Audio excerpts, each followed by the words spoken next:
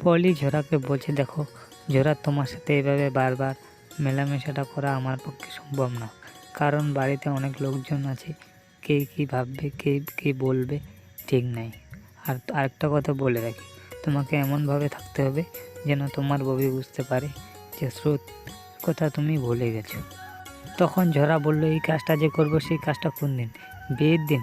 তখন পলি বলল, হ্যাঁ বিয়ের দিন তোমাকে এমনভাবে থাকতে হবে যেন তোমার ববি বুঝতে না পারে, যেন এমনভাবে কাজ করবা যেন তোমার ববি বুঝতে পারে যে তুমি মহার্ঘর সাথে সুখে থাকবা, এরকম মনোভাব রাখতে লাগবে তোমার। এই মুহূর্তে হঠাৎ করে ঝরার মা ঘরে ঢুকে যায়, এটা দেখে পলি অবাক। তখন ঝরার মা বলল, তুমি কি করছো পলি ঝরার ঘরে?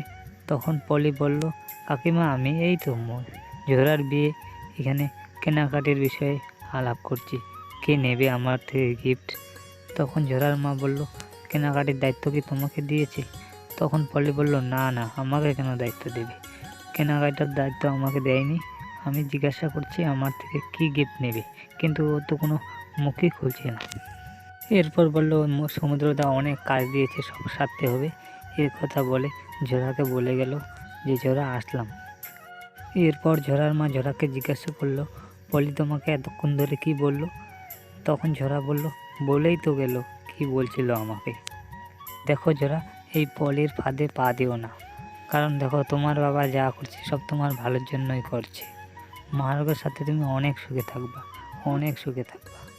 এই কথা শুনে ঝোরা বলল, এই একই কথা বারবার আমার ভালো লাগে না। দেখো ঝোরা, এই কারণে বলছি, কারণ পলিকে আমার একদম বিশ্বাস হয় না।